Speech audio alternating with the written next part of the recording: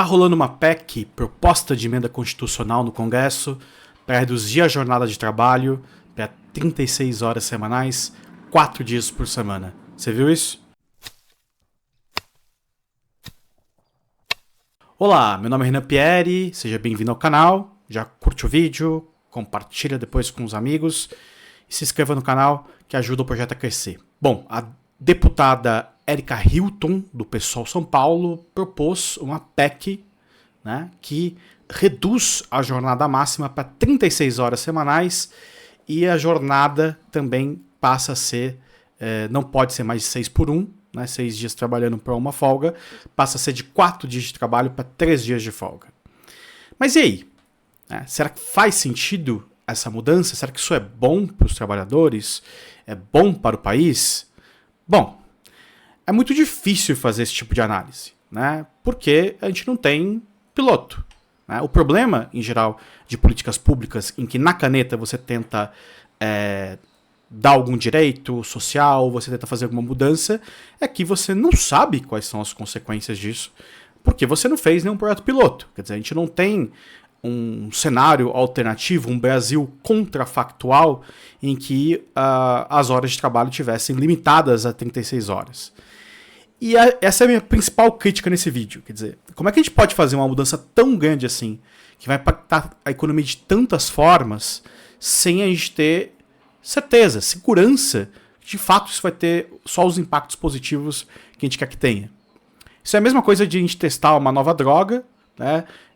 Ou melhor, implementar a nova droga para as pessoas, um remédio sem testes, né? Quer dizer, você viu lá o princípio ativo no laboratório, funcionou, mas e quais são os efeitos colaterais disso? Aqui é a mesma coisa.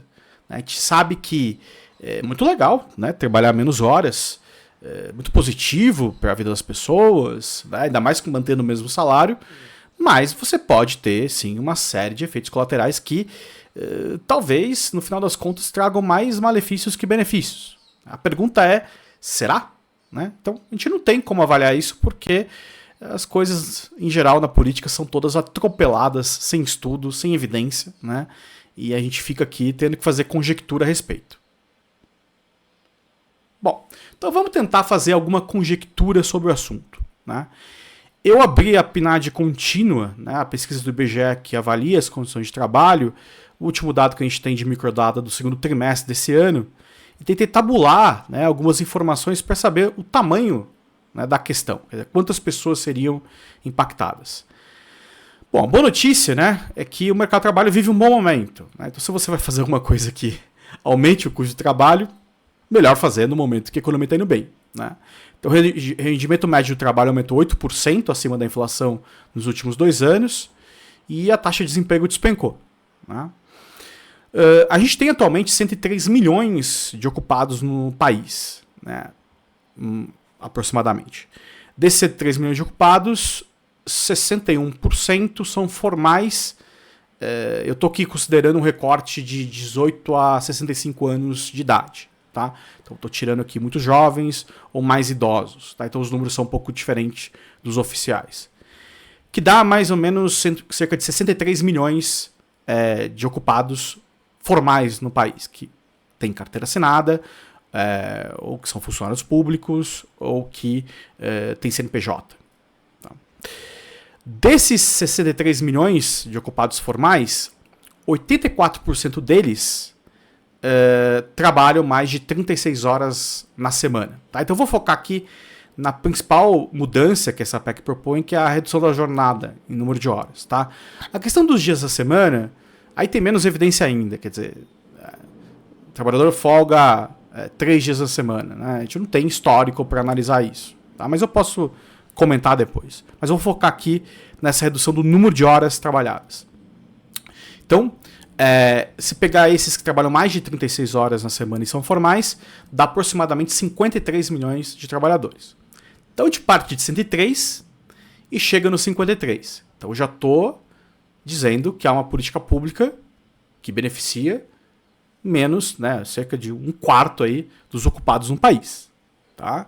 Então esse é o meu primeiro ponto. Quer dizer, é uma grande mudança no mercado para beneficiar um grupo mais restrito de pessoas. Vou continuar. Desse grupo, desses 53 milhões que seriam diretamente impactados, digamos assim, 4% deles têm mais de um trabalho. Isso significa que o sujeito precisa trabalhar. Tá? Ah, mas ele vai ganhar a mesma coisa. Tá, no emprego, né? Mas ele não pode acumular número de horas. Aliás, isso é uma dúvida, né? Será que a pessoa pode... o limite vai ser por único trabalho ou pelo total de horas trabalhadas? Quer dizer, alguém vai se dar o trabalho de cruzar as bases de ocupação para limitar o total de horas trabalhadas por esse trabalhador? Porque senão, essas pessoas que precisam de mais dinheiro, ou que, ao você reduzir o número de horas delas, elas vão procurar um outro trabalho, né? Formal ou informal, para aproveitar que está sobrando hora, né? E fazer uma renda extra. Não é todo mundo que quer ter tempo livre, ou que prioriza o tempo livre. A maioria das pessoas precisa de dinheiro, estão endividadas, né? E falta hora para trabalhar, na verdade, né? Então, se você reduzir o número de horas, é possível que tenha mais gente procurando trabalho, principalmente na informalidade. Tá? Então, esse é o primeiro efeito colateral possível dessa medida. Mais informais, né? Porque pessoas fazendo um segundo turno no emprego. Então, atualmente, 4% desses que são 53 milhões que trabalham mais de 36 horas, eles têm mais de um emprego. Tá? Bom, desses 53 milhões, 67% deles são empregados com carteira assinada. Por que eu estou dizendo isso? Porque no formal pode ter militar, por exemplo. Militar trabalha mais de 36 horas, né, segundo os dados da PNAD. 17% deles são empregadores ou conta própria. Então é muito improvável que o empregador ou conta própria vai optar por reduzir sua própria jornada. Né? Então, se a gente está falando de 67% deles com carteira assinada, são 35,6 milhões de trabalhadores formais, ocupados, que têm mais essa jornada maior. Né? Então, de novo, eu parti de 63 milhões, já estou em 35,6. Né? Então, efeito para a maioria da população, não existe. Dos 35,6 milhões afetados diretamente, 26% trabalham no comércio. Tá? Aí tem 23% trabalhando na indústria e 19% está no setor de informação, comunicação e atividades financeiras, imobiliárias, profissionais e administrativas. Tá? Que são pequenos negócios em geral. Tá? Então, meu ponto é, se eu juntar esses profissionais aí cuja maioria tem pequenos negócios e mais os trabalhadores do comércio, né, daí mais uns 40%, pelo menos um pouco mais, desses 35 milhões que estão em setores cuja margem de lucro é muito pequena. Tá? Por quê? Porque essa ideia de redução de jornada parte do princípio que o empresário ele tem uma margem de lucro alta e que ele pode absorver esse aumento de custo, porque é um aumento de custo. Se você mantiver os salários, reduzir a jornada, o valor mão de obra hora vai ser maior. Né? Então o custo de mão de obra é maior. Então ele pode absorver, ao invés de reduzir o número de contratados, ele até aumenta, né? Porque precisa de mais gente, porque os que ele tinha contratado vão trabalhar menos agora. Então é uma maravilha, porque você aumenta o número de ocupados, né, sem reduzir os salários. Né? Mas isso funciona se tiver essa margem de lucro alta. Quer dizer, isso acontece geralmente em setores com competição menor, né, setores que as empresas têm muito poder de mercado. Não é a maioria das empresas. Tá? Esse pessoal do comércio, por exemplo, a imensa maioria trabalha com margens bem apertadas. É um setor super competitivo, varejo em geral. Tá? São pequenos negócios na sua maioria, então a maioria dessas empresas, pequenas empresas, provavelmente demitiria ou fecharia. Tá? Ou seja, primeira conclusão, o percentual de afetados é cerca de 1/3 dos ocupados no Brasil. Tá? Então é uma política de elite dentro dos ocupados. Estou dizendo que todo mundo que está na situação é elite, não é isso. Mas estou dizendo que privilegia os trabalhadores mais empregáveis, pelo menos. Né? Segundo que parte desses trabalhadores, a maior parte, inclusive, quase metade deles, estão em setores com margem muito pequena. Tá? Então, são empresas que vão demitir ou vão fechar. Tá? Então é possível que, eu não tenho como provar, porque não tem piloto para fazer teste, mas é possível que a gente tenha uma redução do número de vagas sendo geradas. Tá? Além disso, quer dizer, um efeito é contratar menos, as empresas fecharem. Tá? Um outro efeito colateral é as empresas repassarem esse custo para os preços. Porque se eu não tenho margem, né, minha margem apertada, eu não vou ficar sem ganhar nada. Né? Não é assim que funciona uma empresa. O empresário ele repassa, né, os custos maiores que ele tem. A gente viu isso na pandemia, por exemplo. Ficou mais difícil produzir, os insumos ficaram mais caros, tinha medida sanitária. Bum! Um impacto explosivo sobre os preços por conta desse aumento dos custos de produção. Se ele repassar para os preços, a gente tem inflação, né, uma inflação de oferta ainda, né, que você não combate aumentando juros ou combate de maneira ruim se você aumentar juros e segurar a demanda. Em outras palavras, mais inflação vai corroer o custo de vida. Então, mesmo que você mantenha os salários desse grupo que vai ser diretamente impactado, a inflação mais alta vai derrubar o poder de compra deles e provavelmente também dos demais grupos da sociedade. Tá?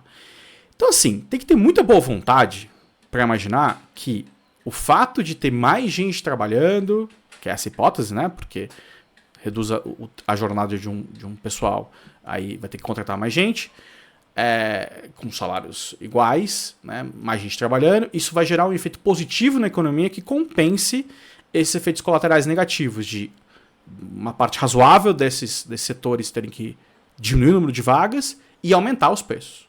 Tá? Pessoal, o meu ponto, para além disso, né, é que por que fazer uma lei? Né? Essa é sempre a minha pergunta. Né? Quer dizer, será que não seria possível, né, movimentos de trabalhadores, por meio de sindicatos, por exemplo, negociarem diretamente sua jornada com seus chefes, né, com as empresas? Veja, não tem nada que impeça, a priori, né, uma renegociação sobre jornada de trabalho. Né? Você tem a figura do trabalho intermitente, por exemplo, na CLT hoje. Então, é possível que empresas contratem trabalhadores por algumas horas. Tá? Será que não é possível que exista essa flexibilidade para que os sindicatos ou os trabalhadores diretamente negociem a sua jornada de trabalho com os seus chefes? Aí vai de cada um. Quer dizer, se quiser trabalhar menos, né, menos horas, vai lá e negocia, né, manter o mesmo salário. Num cenário econômico em que o desemprego é baixo, os trabalhadores têm mais poder de barganha. Tanto é que os salários têm aumentado. Né? Como eu disse, os salários aumentaram 8% acima da inflação nos últimos 2 anos.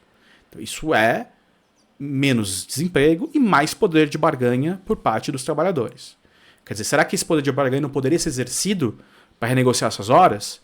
Aí você deixa de criar distorções. Por quê? Porque os setores que têm trabalhadores que têm maior empregabilidade, né, que têm menor problema com o desemprego, geralmente trabalhadores mais escolarizados, que estão em setores que têm uma margem mais alta de lucro para as empresas, aí eles negociam diretamente e ajustam sua situação.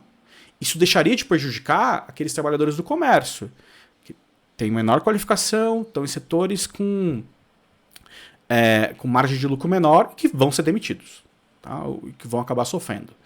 Então, de certa forma, a medida é elitista, porque ela favorece mais, né, quem é mais empregável, né, e quem não vai ter problema, quem tem essa barganha, quem está entregando mais para a empresa do que está recebendo. Tá? Não é o caso de boa parte dos trabalhadores formais. Né?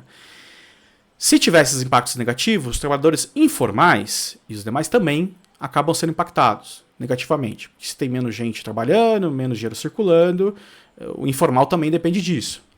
Aliás, a redução da jornada para 4 dias na semana, quer dizer, o trabalhador informal muitas vezes é aquele que está prestando um serviço enquanto o comércio está funcionando. Né? Se você reduz a atividade, esse informal deixa de ter para quem vender também. Também pode ser impactado. Tá? Eu tentei buscar na literatura alguma evidência a respeito disso. Tá? Eu vi um estudo muito antigo aqui para o Brasil. Não vou reportar porque acho que a situação era bem diferente. Estava olhando para os impactos da mudança de 88, que reduziu de 48 para 44 horas semanais. Veja, tem estudos que encontram que não tem efeito negativo. Tem estudos, principalmente no exterior, que encontram efeitos negativos. Qual que é o ponto? O ponto é que não dá para saber, primeiro. Um mundo é outro em relação a 88. Né? Segundo, é óbvio que se o mercado de trabalho continuar aquecido, né, se o país continuar crescendo ou mantiver um crescimento acima de 3% ao ano, é óbvio que essa mudança de jornada vai gerar menos impactos negativos. Né, porque as empresas estão vendendo mais, estão crescendo, elas podem arcar com custos maiores. Né. Embora a gente não saiba o quanto elas cresceriam mais e quanto aumentaria mais os salários se, né, as empresas não tivessem essa mudança. Agora, será que a gente vai manter todo esse cenário positivo? A perspectiva de crescimento para o ano que vem já é bem menor, já é de 2%, né? Ou até menos. A inflação está subindo já, por conta de aumento de demanda. Né? O que vai acontecer, né, com essa possível mudança? Olhando aqui as notícias que saíram sobre a PEC, a deputada Erika Hilton, ela cita, né, o movimento VAT, que é Vida Além do Trabalho, né, interessante, e que haveria um estudo, que aparentemente foi feito um teste com 19 empresas no Brasil. Eu não vi o estudo, não achei, tá? Mas são 19 empresas. Tá? Então isso não tem relevância estatística, para começar. Segundo lugar, certamente são empresas que podem se dar ao luxo, né, de fazer esse esquema. Veja, boa parte das grandes empresas que tem aquele trabalho de escritório, muitos deles são trabalhos remotos, né, funciona muito bem por entrega aos projetos. Né? Então, mesmo que o cara não vá lá na empresa, os 6 dias por semana, ele fica em casa, ele entrega. Se ele entregar, tanto faz em quantas horas ele faz. Né? E faz muita diferença nesses casos a produtividade, quer dizer, o engajamento do sujeito. Então, se eu falar para ele assim, olha, você quer ficar 6 dias aqui na empresa, ou você quer trabalhar 4 horas por semana, mesmo salário, tudo, ele fala assim, eu vou dar um gás aqui, vou tirar o cafezinho, vou tirar o momento da distração e eu vou entregar os projetos. Tá? Isso é muito diferente do sujeito que trabalha no frigorífico, que trabalha no comércio, que precisa estar lá, precisa fazer. Né? Não tem ganho, não tem como acelerar o trabalho. Né? Então, essa possibilidade de aumentar a produtividade que esse movimento, né, Vida Além do Trabalho, coloca, é uma coisa que funciona muito para setores específicos. Tá? E, de novo, para setores específicos, poderia ter um movimento sindical, um movimento organizacional dos trabalhadores reivindicando seus direitos. Tá? Então, colocar isso numa lei, numa PEC, é engessar muito o mercado de trabalho, e a gente já tem um mercado de trabalho muito engessado.